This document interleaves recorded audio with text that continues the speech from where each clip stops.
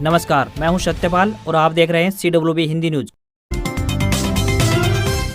शक संवत 1946 विक्रम संवत 2081 आज आषाढ़ मास के शुक्ल पक्ष की त्रयोदशी तिथि और दिन शुक्रवार है। तदनुसार अंग्रेजी तारीख 19 जुलाई सन 2024।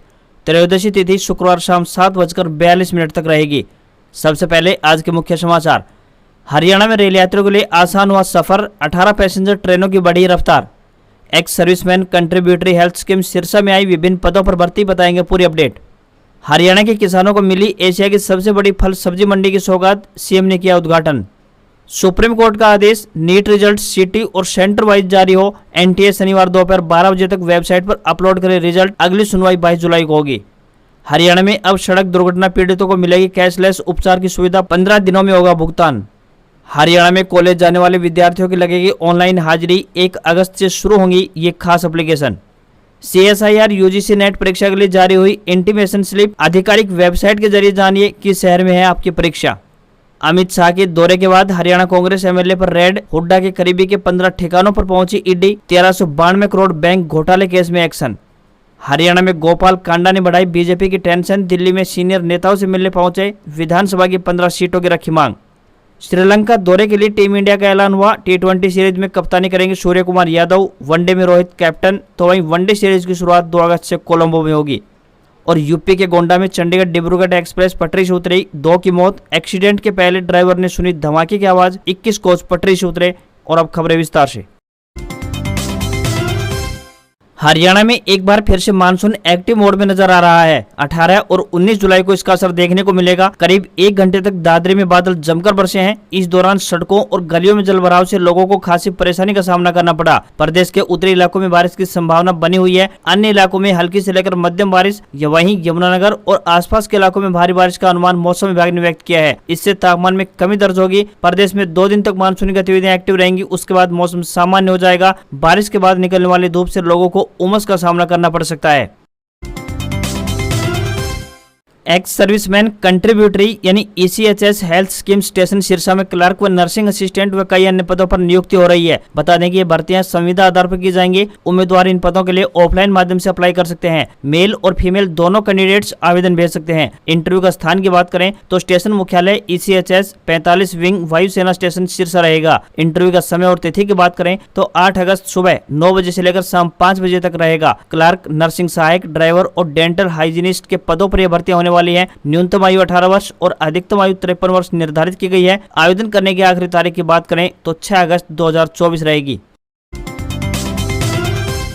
हरियाणा में इसी साल होने वाले विधानसभा चुनाव को लेकर राजनीतिक सरगर्मियां तेज हो गई हैं। यहां इंडिया गठबंधन में दरार पड़ गई है। लोकसभा चुनाव कांग्रेस के साथ गठबंधन में लड़ने वाली आम आदमी पार्टी यानी आप ने अकेले दम पर विधानसभा चुनाव में उतरने का बड़ा फैसला लिया है। पंजाब के मुख्यमंत्री भगवंत मान ने ऐलान करते हुए कहा कि हरियाणा में पार्टी सभी 90 विधानसभा सीटों पर अपने उम्मीदवार उतारने जा रही है। चंडीगढ़ में प्रेस कॉन्फ्रेंस को संबोधित करते हुए CM भगवंत मान ने कहा कि आज आम आदमी पार्टी एक राष्ट्रीय पार्टी का दर्जा हासिल कर चुकी है। गुजरात में हमारी पार्टी ने 14% वोट हासिल किए थे। गुजरात और गोवा में आम आदमी पार्टी के विधायक हैं। दिल्ली और पंजाब में हमारी पार्टी की सरकार है। अब हरियाणा में भी पूरी ताकत के साथ विधानसभा चुनाव के रण में उतरेंगे। हरियाणा के हांसी शहर को सरकार जिला बनाने की तैयारियों पर चर्चा कर रही है, लेकिन उससे पहले ही इसको लेकर घमासान मच गया है। हिसार जिले की बरवाला विधानसभा क्षेत्र के अंतर्गत आने वाले नियाणा गांव के लोगों ने उनके गांव को हादसे में शामिल करने पर सख्त ऐतराज जताया है। इस संबंध में ग्राम पंचायत ने बरवाला से JJP विधायक जोगीराम सियाह को एक ज्ञापन सौंपा है। नियाणा गाँव के लोगों ने जिला प्रशासन को चेतावनी देते हुए कहा कि यदि उनके गाँव को हिसार से हटाकर हादसे में शामिल किया जाता है तो सभी ग्रामवासी एकत्रित होकर हिसार दिल्ली हाईवे को जाम कर देंगे और भूख हड़ताल पर बैठ जाएंगे। ग्रामीणों ने बताया कि हादसे में शामिल करने से उनके गांव की दूरी 12 किलोमीटर से बढ़कर 24 किलोमीटर हो जाएगी और वहीं स्कूल कॉलेज पढ़ने के लिए या फिर अन्य किसी काम से ज्यादातर लोगों का आवागमन हिसार ही रहता है। गांव से हादसे के लिए कोई भी ट्रांसपोर्ट सुविधा उपलब्ध नहीं है। यदि गांव को हादसे में शामिल किया जाता है तो पूरी व्यवस्था चरमरा जाएगी। हरियाणा सरकार की तरफ से अग्निवीरों के लिए एक शानदार योजना का ऐलान किया गया है। राज्य सरकार की तरफ से घोषणा की गई है कि अग्निवीरों को 10% आरक्षण दिया जाएगा। ऐसा करने वाला हरियाणा देश का पहला राज्य बन चुका है। दूसरी तरफ एक कंपनी ने ही कहा है कि 4 साल का कार्यकाल पूरा कर लौटने वाले अग्निवीरों को तत्कालीन नौकरी का ऑफर उपलब्ध करवाया जाएगा। वहीं परिसरों में सिक्योरिटी सर्विस देने वाली कंपनी क्रिस्टल इंटीग्रेटेड सर्विसेज ने भी अग्निवीरों को नौकरी में प्रायोरिटी देने के बारे में घोषणा कर दी है। हरियाणा सरकार ने अग्निवीरों को पुलिस, माइनिंग गार्ड समेत कई अन्य प्रोफाइल में 10% 30% आरक्षण देने की बात कही है। इसका अर्थ ये हुआ कि अग्निवीरों को इन नौकरियों में प्राथमिकता दी जाएगी। सरकार का कहना है कि अग्निवीरों को बिजनेस शुरू करने के लिए 5 लाख रुपए का ब्याज फ्री लोन उपलब्ध करवाया जाएगा। वहीं जो कंपनियां उन्हें कम से कम 30,000 रुपए महीने की नौकरी देंगी, उन्हें सरकार हर साल 60,000 रुपए की सब्सिडी भी प्रदान करेगी। साथ ही उन्हें आर्म्ड लाइसेंस भी दिए जाएंगे।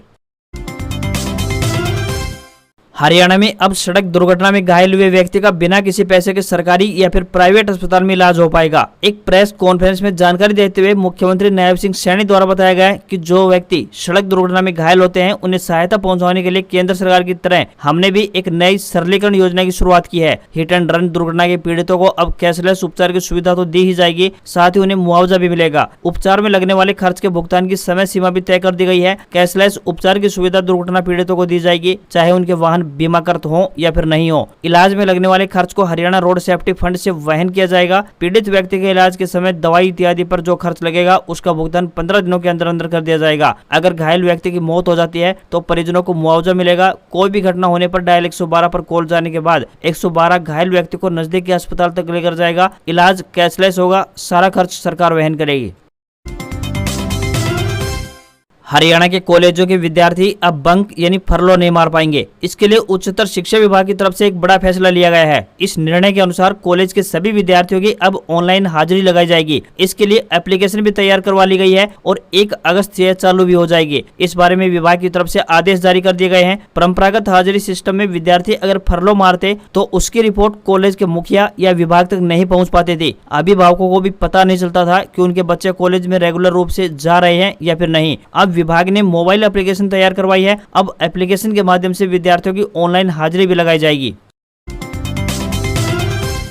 हरियाणा सरकार द्वारा किसानों और छोटे व्यापारियों के लिए एक बड़ी घोषणा की गई है। मुख्यमंत्री नायब सिंह सैनी द्वारा किसानों और व्यापारियों को राहत देते हुए मिट्टी के उत्खनन जैसे कामों के लिए नए पोर्टल की शुरुआत किए जाने की घोषणा की है। उन्होंने कहा है कि अब उन्हें किसी भी दफ्तर में धक्के खाने नहीं होंगे। ऑनलाइन पोर्टल पर आवेदन करके प्रिंट अपने पास रख सकते हैं। कोई भी इंस्पेक्टर उन्हें कुछ नहीं पूछेगा। इस काम के लिए लगने वाले 200 रुपए की फीस को भी खत्म कर दिया गया है। कमर्शियल कामों के लिए मिट्टी खुदाई का परमिट लेने में लगने वाले 45 दिन की समय सीमा को घटाकर भी 10 दिन कर दिया गया है। किसान मिट्टी भरत के लिए काम करने के लिए इस पोर्टल के माध्यम से एनओसी ले सकेंगे। इसके लिए उन्हें कोई भी आवेदन शुल्क नहीं देना होगा। अब से पहले ग्राम पंचायत को जोहड़ और तालाब बनवाने के लिए निकाली गई मिट्टी के निपटान के लिए जटिल विभागीय प्रक्रिया का सामना करना पड़ता था। इस प्रक्रिया को अब सरल कर दिया गया है। अब 3 से 4 दिनों के अंदर अंदर इस काम का निपटारा इस पोर्टल के जरिए कर दिया जाएगा।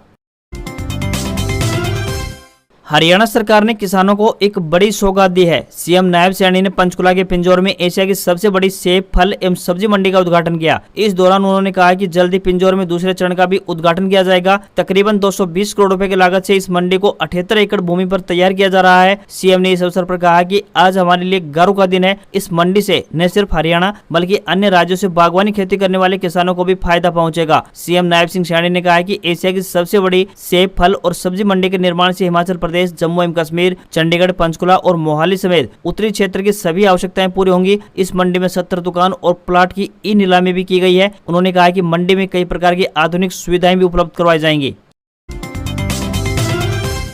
पृथला से निर्दलीय विधायक नयनपाल रावत की नजदीकी की खबरें सोशल मीडिया पर छाई रही। ऐसी जानकारियां सामने आई कि वे सरकार से नाराज चल रहे हैं और वीरवार को कोई भी बड़ा और अहम फैसला ले सकते हैं। रातों रात बीजेपी सरकार की इस खबर ने नींद उड़ा दी, लेकिन अब मुख्यमंत्री सैनी के हस्तक्षेप के बाद आखिरकार देर रात वे मान गए। मुख्यमंत्री ने रावत से बातचीत की और आश्वासन दिया कि उनका कोई भी काम नहीं रुकेगा। मुलाकात के बाद रावत ने कहा कि वे शुरू से ही भाजपा के साथ हैं और आखिरी तक उनका बीजेपी को ही समर्थन रहेगा, लेकिन अधिकारियों की कार्यप्रणाली से उन्हें परेशानी हो रही थी। इस पर मुख्यमंत्री ने उन्हें इस मामले को निजी तौर पर देखने का आश्वासन दिया है। बता दें कि यदि रावत सरकार से समर्थन वापस ले लेते तो बीजेपी सरकार के लिए परेशानियां बढ़ सकती थी। हरियाणा में रेल यात्रियों के लिए एक और अच्छी खबर सामने आ रही है। भारतीय रेलवे के द्वारा 18 पैसेंजर ट्रेनों की गति में इजाफा करने का एक अहम फैसला लिया गया है, जिसके चलते 4 राज्यों को जाने वाली इन ट्रेनों में कम समय में यात्री सफर तय कर पाएंगे। वर्तमान में 100 किलोमीटर प्रति घंटे की रफ्तार से दौड़ने वाली इन ट्रेनों की स्पीड अब 110 किलोमीटर से लेकर 130 किलोमीटर प्रति घंटा होगी। ऐसे में इन ट्रेनों से रोजाना आवागमन करने वाले यात्रियों को बड़ी राहत पहुंचने वाली है। रेलवे की ओर से जारी आदेश में हरियाणा, पंजाब, हिमाचल, चंडीगढ़ और उत्तर प्रदेश की सीमा तक जाने वाली इन ट्रेनों में 9 सेक्शनों में स्पीड बढ़ाने की बात कही गई है। रेलवे के इस फैसले से अंबाला से सहारनपुर और सहारनपुर से अंबाला के बीच रोजाना पैसेंजर ट्रेनों से सफर करने वाले हजारों लोगों को सीधा फायदा पहुंचने वाला है। पिछले दिनों CSIR UGC नेट परीक्षा आयोजित होने वाली थी, मगर कुछ कारणों की वजह से इस परीक्षा को स्थगित कर दिया गया था। फिलहाल राष्ट्रीय परीक्षण एजेंसी यानी NTA ने संयुक्त CSIR UGC राष्ट्रीय पात्रता परीक्षा यानी नेट जून 2024 की नई परीक्षा तिथि सिटी इंटीमेशन जारी कर दी गई है। अब CSIR UGC नेट परीक्षा का आयोजन 25 से 27 जुलाई 2024 को कंप्यूटर आधारित टेस्ट यानी CBT मोड में आयोजित किया जाएगा। पहले यह परीक्षा 26, 27 और 28 जून को आयोजित होनी थी, मगर किन्हीं कारणों की वजह से इसे स्थगित कर दिया गया था। संयुक्त CSIR UGC नेट परीक्षा जूनियर रिसर्च फेलोशिप पुरस्कार, सहायक प्रोफेसर के रूप में नियुक्ति और PhD में प्रवेश के लिए पात्रता निर्धारित करने के लिए आयोजित होती है। उम्मीदवार आधिकारिक वेबसाइट ugcnet.nta.ac.in से अपने UGC net advance city slip 2024 को डाउनलोड करके अपने परीक्षा सेंटर के बारे में पता लगा सकते हैं। हरियाणा से कांग्रेस विधायक और पूर्व मुख्यमंत्री भूपेंद्र सिंह हुड्डा के करीबी रावदान सिंह के ठिकानों पर एनफोर्समेंट डायरेक्टोरेट यानी ईडी ने रेड की है। ईडी टीम गुरुवार सुबह रावदान सिंह के शंकर कॉलोनी स्थित भाई राम कुमार के घर और रेवाड़ी रोड स्थित फार्म हाउस पर पहुंची। दोनों जगह सुरक्षा बल तैनात किया गया, किसी को आने जाने तक नहीं दिया गया। मीडिया रिपोर्ट्स के मुताबिक माने तो गुरुग्राम ईडी की टीम ने ये red messrs allied strip limited के 1392 करोड़ रुपए बैंक घोटाले से जुड़े केस में की है। 5 शहरों में 15 ठिकानों पर टीम ने डॉक्यूमेंट खंगाले हैं। हालांकि अभी तक ईडी या फिर विधायक रावदान सिंह की तरफ से कोई भी औपचारिक बयान सामने अभी तक नहीं आया है। ये संयोग ही है कि 2 दिन पहले ही केंद्रीय गृह मंत्री अमित शाह महेंद्रगढ़ में ही पिछड़ा वर्ग सम्मान सम्मेलन में पहुंचे थे। यहां उन्होंने कांग्रेस को चेतावनी देते हुए कहा था कि मैं एक एक पाई का हिसाब लेकर आया हूं। रावदान सिंह इसी सीट से विधायक भी है। बता दें कि दिल्ली, गुरुग्राम, महेंद्रगढ़, बहादुरगढ़ और जमशेदपुर सहित कुल 15 स्थानों पर तलाशी ली गई है। रावदान सिंह के बेटे के खिलाफ 11,000 करोड़ का गुरुग्राम में मामला दर्ज है। 24 जुलाई को इस मामले में गुरुग्राम कोर्ट में सुनवाई होनी है। यहाँ आपको बताते चलें कि साल 2022 में सीबीआई ने कंपनी के खिलाफ एक मामला दर्ज किया था। इसके बाद ईडी ने जांच शुरू की। इसमें पाया गया कि विधायक रावदान सिंह का परिवार और उनकी कंपनियों ने मेसर्स अलाइड स्ट्रिप लिमिटेड से भारी मात्रा में लोन लिया और कभी वापस नहीं किया। हरियाणा सरकार ने हिसार के आदमपुर में नगर पालिका को भंग कर पंचायत बनाने की मांग पर मुहर लगा दी है। भाजपा नेता कुलदीप बिश्नोई और आदमपुर विधायक भव्य बिश्नोई ने इसको लेकर सोशल मीडिया पर एक पोस्ट डाली और सीएम का आभार जताया। आदमपुर के विधायक भव्य बिश्नोई ने अपने एक्स प्लेटफॉर्म पर लिखा है, आदमपुर हमारा परिवार है और हर आदमपुर वासी हमारे लिए भगवान के समान है। आदमपुर नगर पालिका तोड़वाने की आदमपुर वासियों की मांग को सिरे चढ़ाने के लिए हम प्रयासरत थे। इस मांग को स्वीकार करने के लिए मुख्यमंत्री एवं शहरी निकाय मंत्री का वे आभार व्यक्त करते हैं और आदमपुर वासियों को नगर पालिका टूटने पर बधाई देते हैं। विदित रहे कि आदमपुर नगर पालिका बनने से स्थानीय लोगों में रोष बना हुआ था और वे इसे तोड़वाना चाहते थे। कुलदीप बिश्नोई एवं भव्य बिश्नोई ने आदमपुर वासियों को विश्वास दिलाया था कि जन भावना के अनुरूप सरकार निर्णय करेगी और हर हाल में वे उनकी मांग को सिरे चढ़ाकर रहेंगे।